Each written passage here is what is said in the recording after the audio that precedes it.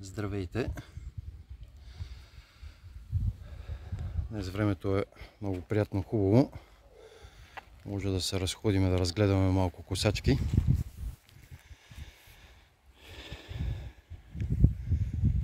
Тук имаме BCS косачка с 130 см рееш апарат, планинска, с чисто нови гуми, оборудвана, с кутиемен мотор, много здрав, 16 конски сили, бензинов, 4 такто с въздушно охлаждане.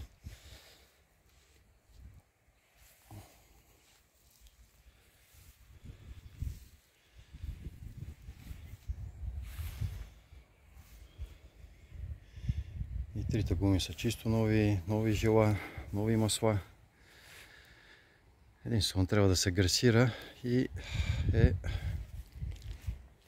готова да покори поляните.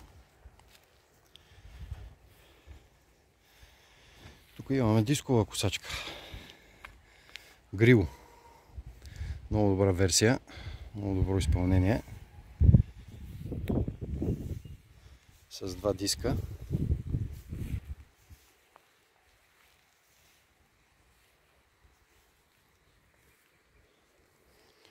Подходяща за домашни нужди, за поддържане на овощна градина, 4-5 декара. Много приятно работи, движи се с лекота, прави всичко на кайма, много ситно. Тук виждаме този Гаспардо,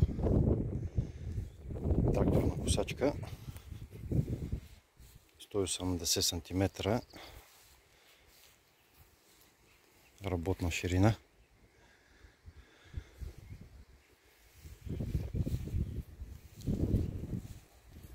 Много утвърдена марка. Доказала се във времето.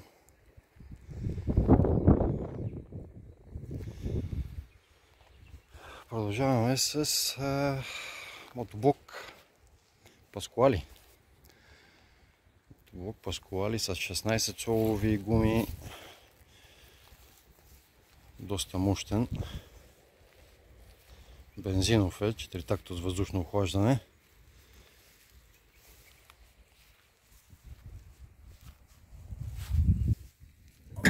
Погледнаме фрезата. Да. Яка работа.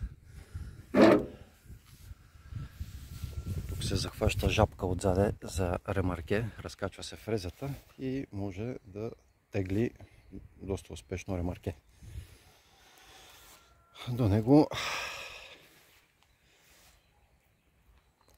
е отново Паскуали.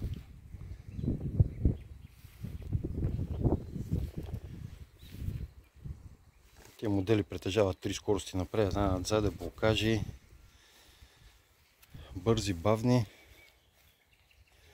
Отново 16 солови гуми, отново бензинов 4 тактов въздушен мотор, Ломбардини. Много здрава машина. Работи отлично.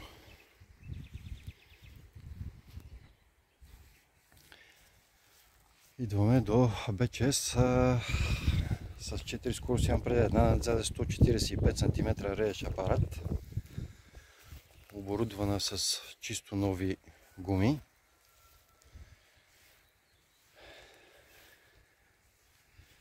Както виждаме, снабдена с така познатия известен Acme мотор VT88.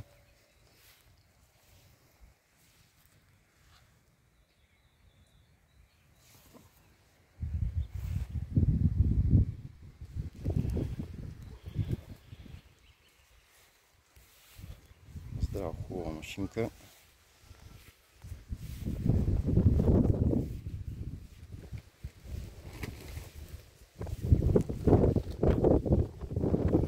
Има една малка дворна косачка, подходяща за декар до декар и половина двор да се поддържа. Коси много добре, ниско. Снабдена с акме мотор, 8 конски сили.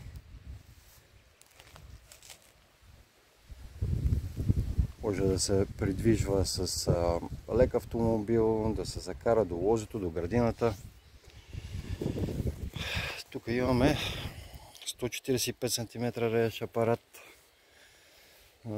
Тази хубава дизелова косачка, блокажна, с акме мотор, 4 скорости напред, една надзаде.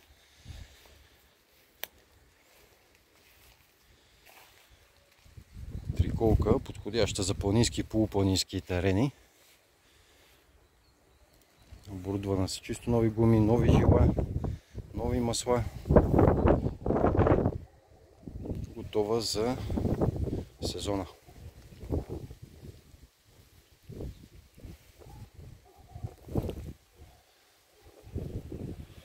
Имаме малко по-скромен модел, който е с отново 145 см рееш апарат. Тук разликата е в една скорост, четвърта скорост транспортна, тук са 3 скорости напред, една надзаде. Обикновено трета и четвърта скорост са транспортни, първа и втора са работни. Тук тази косачка е подходяща за поддържане на между 20 и 40 декара ливади. Отново с чисто нови гуми. 6 платови. Акме мотор, 15 конски сили, АУ 480, 88 мм бутало. Нови жила, нови масла. Отново готова да покоси ливадите.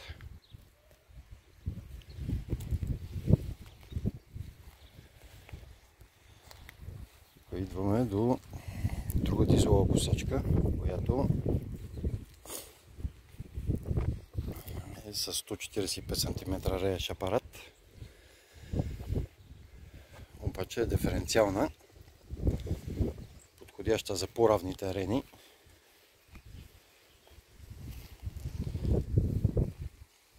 По-равни казвам, някой път ще обясним, що аз не го измислям това нещо. Сервизите в Италия така обясняват, че диференциалните са за равни терени, блокажните са за планински терени. По-удобно било, така бил измислил завода. Ново 3 чисто нови гуми, оборудвана, сменени масла, жила. Жилата са оригинални на БЧС.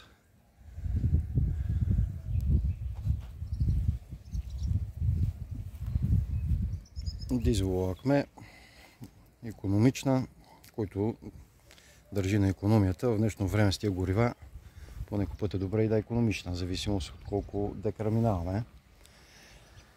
Така, тук да не пропуснем ето това, тази машинка, пак 145 см рееш апарат. Хубава, тази е удобна с волан. Чисто нови гуми, 6 платови.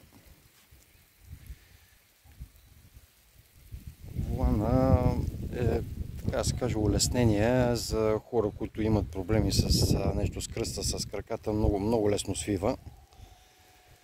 Така че тук това е предимство за някой човек, който има някакъв проблем. Двигателя Ломбардини, вижда се по новите модели.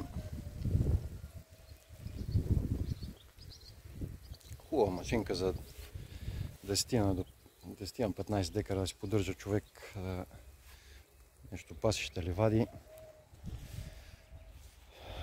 Тук отново идваме до блокажна косачка, което е с котиемен мотор, 16 конски сили, оборудвана с чисто нови гуми, 130 см рееш апарат.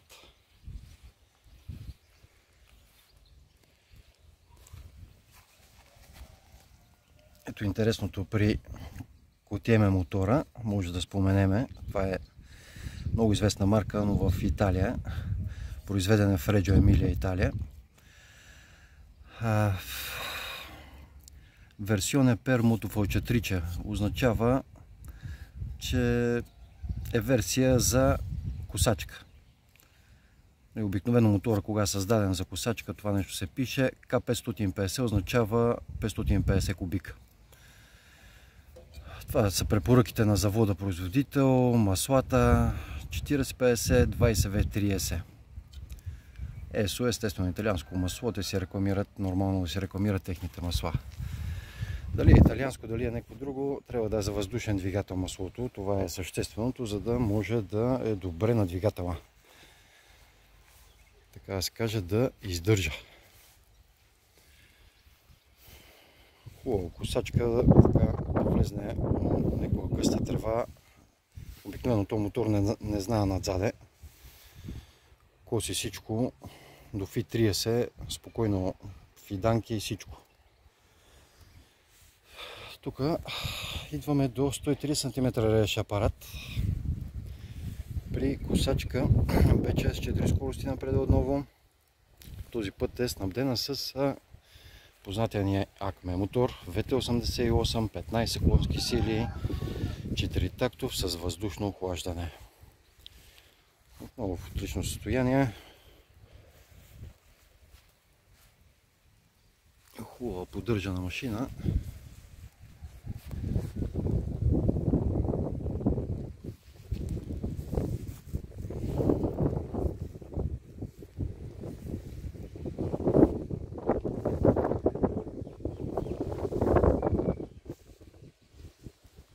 Така, продължаваме с тази красавица, която е малко по-стар модел. Тук имаме две скорости напред, една надзаде. Отново котиеме мотор, обаче е по-слабия мотор на котиеме, който за този модел машина е напълно подходящ. Поддържане на 10-15 декара пасища ливади, напълно нормално.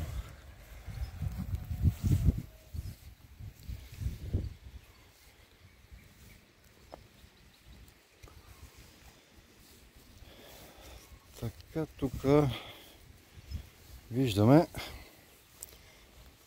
115 см реш апарат на тази машина грил. Много хубава машина.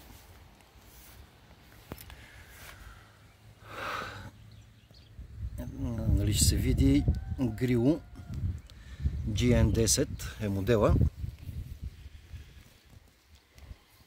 Снабдена с котиемен мотор. Много хубав мотор, здрав.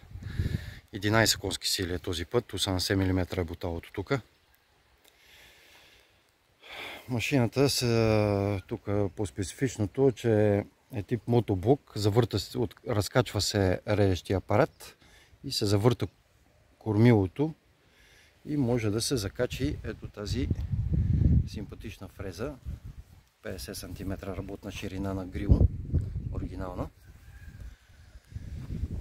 И човек да си върши работа, хем да си окоси, хем да си фрезова. Тук идваме до една машинка, която също е така интересна. Тук отново имаме 3 скорости напред, една надзаде. Тази триколка, която е дизелова, с роджерини мотор.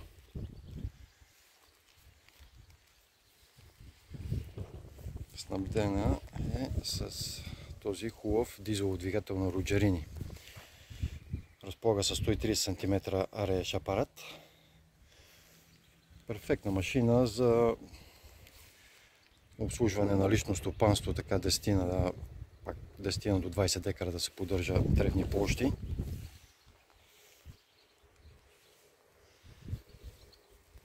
Тук виждаме 145 см реш апарат. Отново машината е оборудвана с чисто нови гуми. 4 скорости напред, една надзаде. Познатия ни BCS, който е снабден естествено с VT88, 15 конски сили, 4 такто с въздушно охлаждане.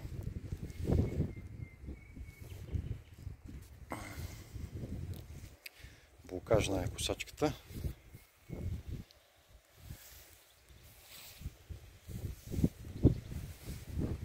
Хубава стегната машина.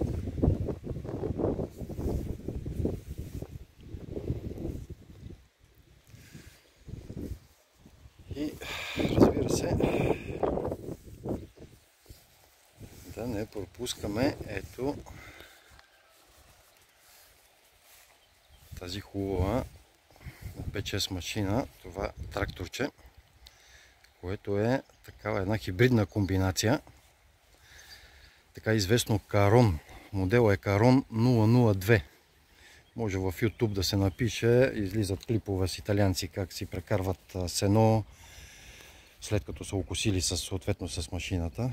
Прекарват сено, дърва, всичко, което е необходимо за едно домакинство, за една малка ферма.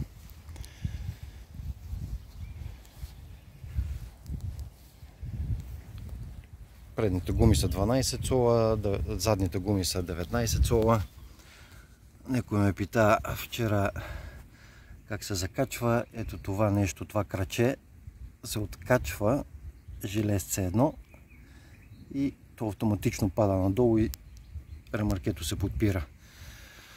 Тогава косачката се разкачва. Ето тук има един шплент и от другата страна един шплент.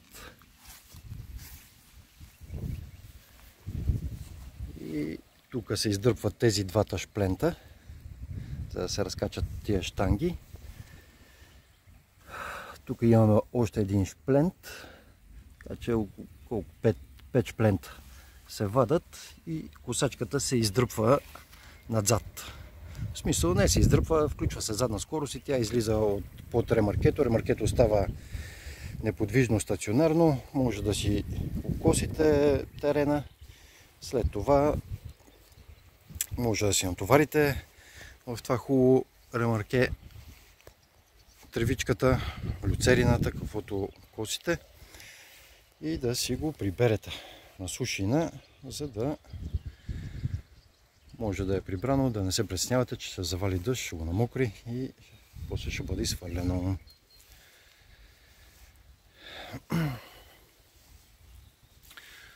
Ами, това е, мисля, че е за днес с виртуалната обиколка. С много хубаво, приятно времето през април тази година. Тревата расте, разбира се, така че се налага вече да косиме. Но пък може пък и да е добра годината, да не е толкова дъждовна като миналата, тази година и да е плодородна. Ами, това е от нас за момента. Много успехи с косенето и с машините.